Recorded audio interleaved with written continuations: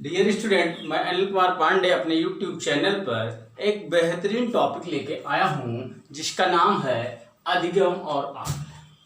अगर अंग्रेजी में आप कहेंगे तो लर्निंग एंड असेसमेंट होगा। यह टॉपिक मैं इसलिए लेके आया हूँ क्योंकि मेरे प्रोफाइल पर किसी बीएड सेकेंड ईयर की स्टूडेंट द्वारा ये मांग की गई थी, ये कहा गया था, रिक्वेस्ट किया गया था कि अधिगम और आकलन का चैप्टर पर एक वीडियो सर बनाइए। तो मैं आज प्रयास कर रहा हूं कि अधिगम और आकलन के बारे में आपको बताया जाए। चलिए स्टार्ट करते हैं। अधिगम और आकलन, लर्निंग एंड असेसमेंट। तो अधिगम क्या है? अधिगम पर मैंने कई बार चर्चा की है। जैसा कि मैंने बताया कि अधिगम जो है वो क्या है, व्यवहार में परिवर्तन है अकॉर्डिंग टू स्किनर महोदय। लेकिन नया जो फंडा आया, नया जो सिस्टम आया है, उसमें निश्चित रूप से एग्जैक्ट अधिगम की जो बात कही जा रही है वो कहा जा रहा है कि अधिगम एक सामाजिक एवं सक्रिय व्यवहार है। अधिगम क्या है? एक सामाजिक एवं सक्रिय व्यवहार है। इस तरह से यह कॉन्सेप्ट अधिगम का होता है। उसके बाद आकलन। आकलन क्या होता है मित्रों? आकलन से संबंधित तीन शब्द आते हैं से जुड़े हुए। एक आकलन आता है असेसमेंट, एक मापन आता है मेजरमेंट, और एक मूल्यांकन आता है इवैल्यूएशन। तो निश्चित रूप से सबसे बड़ा मूल्यांकन है जिसमें आकलन और मापन दोनों क्या है? समाहित है। दोनों क्या है? समाहित है। तो अगर आप देखें तो आकलन क्या होता है? आकलन किसी व्यक्ति वस्तु या शिक्षण प्रक्रिया या शिक्षण विधि के विषय में एक अनुमान है। क्या है? एक अनुमान है। जब हम किसी व्यक्ति, वस्तु या किसी कार्य, प्रक्रिया, प्रणाली के बारे में जो एक फौरी अनुमान लगाते हैं, निश्चित रूप से उसे क्या कहा जा सकता है? आकलन कहा जा सकता है। उसे आकलन कहते हैं। अब इस आकलन की क्या होती हैं? इस आकलन की क्या होती हैं? विशेषताएं होती हैं। मापन की भी अपनी कुछ विशेषताएं हैं, मूल्यांकन की भी विशेषताएं हैं, और इस आकलन की भी अपनी क्या है? कुछ विशेषताएं हैं। आपके द्वारा जो भी अनुमानित है या आकलित है उसकी क्या होती हैं? कुछ विशेषताएं होती। वो विशेषताएं कौन सी हैं? वो विशेषताएं यही हैं कि क्या होनी चाहिए? विश्वसनीयता होनी चाहिए उसमें जो आपके द्वारा आकलित है। उसमें क्या होनी चाहिए? वैधता होनी चाहिए। उसमें क्या होनी चाहिए? व्यवहारिकता होनी चाहिए। उसमें क्या होनी चाहिए? उपयोगिता होनी चाहिए। उसमें क्या होनी चाहिए? मानकीकृत भी होना चाहिए। तो ये जो है क्या रहा? आकलन की विशेषताएं। अब एक एक पर मैं चर्चा करता हूं मित्रों। जैसे कि सबसे पहले आता है विश्वसनीयता। आकलन में विश्वसनीयता क्या होना चाहिए? कैसे होनी चाहिए? जिस चीज का आप आकलन करते हैं, जिसे आप आकलित करते हैं, जिसे आप अनुमानित करते हैं, वह अनुमान हमेशा कैसा रहे? एक सा हो। हर परिस्थिति में, हर बार जब भी वह अनुमानित किया जाए तो निश्चित रूप से अगर वह अनुमान उसी तरह का रहता है, उसका परिणाम उसी तरह का आता है, तब हम आकलन के तहत किए गए अनुमान को हम क्या कहेंगे? विश्वसनीय कहेंगे। तब हम क्या कहेंगे? उसे विश्वसनीय कहेंगे, रिलायबल कहेंगे। तब उसे हम क्या कहेंगे? रिलायबल कहेंगे। अर्थात जिस पर क्या हो? भरोसा हो, जो शुद्ध हो, जो हमेशा एक ही परफॉर्मेंस दे रहा हो, वो क्या है? विश्वसनीय। जो आपके बुलाने पर, आपके निर्धारित समय पर वहां पर पहुंच रहा है, वो क्या है? विश्वसनीय। चाहे वो आपका मित्र हो, आपका भाई हो, आपकी बहन हो, कोई भी हो। उसके बाद आता है आपका वैधता। वैधता क्या? वैलिडिटी। वैलिडिटी क्या है? वैलिडिटी मतलब कोई परीक्षण या कोई विषय वस्तु या व्यक्ति या परीक्षण जब वही कार्य करता है जिसके लिए वह क्या किया गया है, बनाया गया है, निर्मित किया गया है, तो वह परीक्षण क्या होता है, या वह व्यक्ति क्या होता है, वैध होता है। वह परीक्षण क्या होता है, वैध होता है। यदि व्यक्ति किस संदर्भ में लिया जाए, यदि कोई व्यक्ति ईमानदारी से, यदि ले लीजिए कि अगर कोई व्यक्ति के संदर्भ में कि अगर किसी व्यक्ति को कोटा लागू किया गया है और अगर वह जनता तक जो है क्या कर रहा है, पहुंचा रहा है सरकार द्वारा दिया गया राशन, तो क्या है, वह कोटेदार वैध है जनता के नजर में भी, सरकार के भी नजर में, क्योंकि वह क्या कर रहा है, वह राशन सामग्री का वितरण कर रहा है, तो वो वैध है। व्यवहारिकता क्या है, व्यवहारिकता क्या है, व्यवहारिकता भी एक गुण है किसका, एक मानकीकृत परीक्षण का, एक अच्छे परीक्षण की एक विशेषता है व्यवहारिकता। व्यवहारिकता मतलब क्या होता है कि वह परीक्षण जो क्या हो, मतलब आप अंग्रेजी में अगर कहेंगे तो प्रैक्टिकलिटी भी इसे कह सकते हैं, मतलब प्रैक्टिकल से संबंधित, जो आपके जीवन से, व्यवहारिक जीवन से संबंधित हो, वो सारी चीजें अगर आपके जीवन के लिए कोई परीक्षण, जो परीक्षण बनाया जा रहा है, या जो व्यक्ति क्या है आपके जीवन के लिए व्यवहारिक है, या आपसे व्यवहारिक जानकारी ले रहा है, या इस तरह से कोई बात हो रही है, तो वो क्या व्यवहारिकता की श्रेणी में आएगा। और परीक्षण हमेशा क्या होनी चाहिए, होना चाहिए, व्यवहारिक होना चाहिए। ऐसा ना हो कि परीक्षण में दिए गए जो सवाल हों, जो पद हों, वो क्या हों, जिसके सामने जाए उसके लिए अव्यवहारिक हो, तो निश्चित रूप से वह परीक्षण अच्छा नहीं माना जाएगा। उसके बाद क्या है, उपयोगी, उपयोगिता, यूटिलिटी भी क्या है, यूटिलिटी भी एक अच्छे परीक्षण की क्या है, प्रमुख विशेषता। यूटिलिटी भी एक अच्छे परीक्षण की प्रमुख विशेषता है।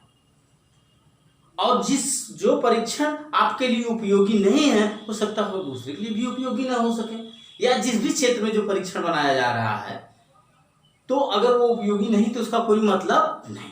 और लास्ट में आता है मानकीकरण। मानकीकरण का मतलब क्या होता है, स्टैंडर्डाइजेशन, स्टैंडर्ड्स परीक्षण जो होते हैं, एक मानक जिस परीक्षण के तय कर लिए जाते हैं कि अगर इस मानक पर कोई परीक्षण पहुंच रहा है तो वो क्या है, मानकीकृत परीक्षण है, या उसका मानक सही है अथवा नहीं सही। जैसे आपका मानकीकृत परीक्षण, तो ये विशेषताएं जो हैं वो क्या है, किसकी है, आकलन की। अर्थात एक अच्छे परीक्षण, जब कोई किसी आकलन के लिए एक अच्छे परीक्षण का चयन किया जाता है, तो उसमें किस प्रकार की विशेषताएं होनी चाहिए, उसमें इस प्रकार की विशेषताएं होनी चाहिए। अगर आप गौर से देखेंगे तो इसमें देखिए, ये आपका रिलायबिलिटी मतलब विश्वसनीयता, ये आपकी वैधता यानी वैलिडिटी, और ये आपका स्टैंडर्डाइजेशन। अगर इन तीनों को लेंगे तो ये तीनों परीक्षण के क्या कहे जाएंगे, परीक्षण के क्या कहे जाएंगे, ये तकनीकी विशेषताएं। ये क्या है, टेक्निकल, तकनीकी विशेषताएं होंगी। ये तकनीकी विशेषता है, क्या है, विशेषता है। और ये क्या है, आपका उपयोगिता और व्यवहारिकता जो है, ये क्या है, आपका व्यवहारिक विशेषताएं हैं। क्या है, ये क्या है, व्यवहारिक। और भी इसमें है, तो मतलब किसी परीक्षण की जो विशेषताएं होती हैं वो दो प्रकार की होती है। वो क्या होती है, दो प्रकार की होती हैं। उसमें क्या है, नंबर एक, कुछ विशेषताएं क्या होती है, तकनीकी विशेषताएं होती।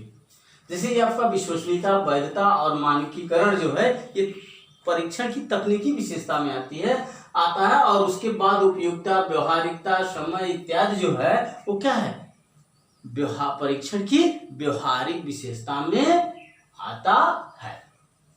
चलिए आगे चलते हैं। डियर स्टूडेंट्स, आपके बीएड सेकेंड ईयर का जो वार्षिक परीक्षा है उसमें इस पर एक प्रश्न आना एकदम सुनिश्चित है, इसमें कोई दो राय नहीं। तो देखिए, मैंने देखा है कि टेट, सीटेट और नेट की परीक्षाओं में एक प्रश्न आता है जो उलझाता है विद्यार्थियों को। क्या है, वो है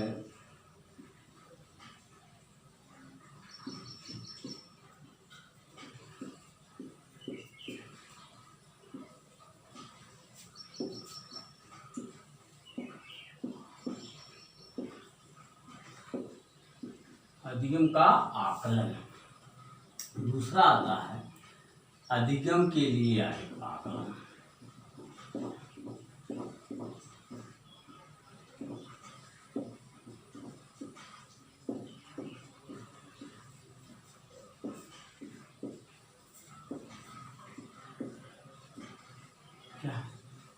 ये दो शब्द पूछे जाते हैं। कभी कभी शिक्षा शास्त्र पेपर में आप देखते होंगे, अगर नेटवर्क में बैठते हैं तो आता है कि शिक्षा का समाजशास्त्र या शैक्षिक समाजशास्त्र, इस तरह से उसी तरह से ये आता है अधिगम का आकलन और अधिगम के लिए आकलन। ये दोनों में क्या अंतर है? क्या है? अधिगम के लिए आकलन और अधिगम के लिए आकलन और अधिगम का आकलन। मित्रों, अगर आप इसे उचित ढंग से दृष्टिकोण से देखें तो अधिगम का आकलन जो होता है क्या होता है? मैंने एक वीडियो में संरचनात्मक और योगात्मक मूल्यांकन एक वीडियो मैंने डाला है, मेरे डिस्क्रिप्शन बॉक्स में जा करके उसको देखिएगा यूट्यूब वाले लिंक पर। तो आप उसमें 14 वीडियो पड़े हैं, तो उसमें एक संरचनात्मक और योगात्मक मूल्यांकन का भी वीडियो है। तो मित्रों याद रखिएगा कि अधिगम का आकलन मतलब क्या है? जो योगात्मक मूल्यांकन होता है, वो जो क्या है? योगात्मक मूल्यांकन होता है। योगात्मक मूल्यांकन का मतलब जो आप सीखे हुए हैं, जो आप सीखे हुए हैं उसका क्या करना?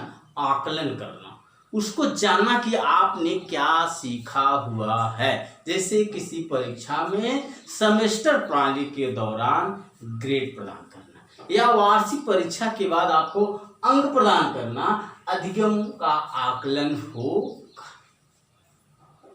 निश्चित रूप से डियर स्टूडेंट्स, हमको विश्वास है कि ये कॉन्सेप्ट आपको क्लियर हो गया होगा। इसके बाद दूसरा आता है अधिगम के लिए आकलन। तो मैंने बताया था ना कि ये ऊपर वाला क्या है? योगात्मक आकलन, मतलब योगात्मक मूल्यांकन की मैंने बात इसमें वो है, और इसमें क्या है? संरचनात्मक मूल्यांकन। तो संरचनात्मक आकलन में क्या रहता है? संरचनात्मक आकलन ये रहता है कि जब कोई कार्यक्रम विषय वस्तु निर्मित की जाती है तो वह कितना अधिगमित होगी, अधिगम के लिए कितना उपयोगी होगी, यह जानना क्या है? अधिगम के लिए आकलन। अधिगम के लिए आकलन है। ये क्या है? अधिगम के लिए आकलन है। अधिगम के लिए आकलन का मतलब ये है कि जब आपसे पहले ये जानना जाए कि जो अधिगम करने जा रहे हैं उसके लिए आप कितना उपयोगी हैं, सही है कि अधिगम करने लायक की है कि नहीं है, जब यह जाना जाए तो अधिगम के लिए आकलन। तो क्या है? अधिगम के लिए आकलन। तो डियर स्टूडेंट्स, मैंने ये क्लियर किया कि अधिगम क्या है, आकलन क्या है और आकलन की विशेषताएं क्या हैं। तो आकलन की विशेषताओं में मैंने जैसे कहा रिलायबिलिटी, वैलिडिटी, प्रैक्टिकलिटी, उसके बाद यूटिलिटी, उसके बाद फिर क्या है आपका स्टैंडर्डाइजेशन, मानकीकरण। तो इतनी विशेषताएं एक उसकी होती हैं। उसमें मैं भी बताया कि कुछ क्या होती हैं, किसी भी परीक्षण की जो विशेषताएं होती हैं उसमें कुछ तकनीकी विशेषताएं होती हैं, टेक्निकल कैरेक्टरिस्टिक होता है, और कुछ जो है क्या होती हैं बिहेवियरल, व्यवहारिक विशेषताएं होती हैं। तो व्यवहारिक विशेषताओं में आपने देखा, मैंने बताया कि व्यवहारिकता है, उपयोगिता है और 2-4 विशेषताएं हैं, और टेक्निकल में क्या है रिलायबिलिटी, वैलिडिटी और स्टैंडर्डाइजेशन। तो डियर स्टूडेंट, आज इतना ही। धन्यवाद।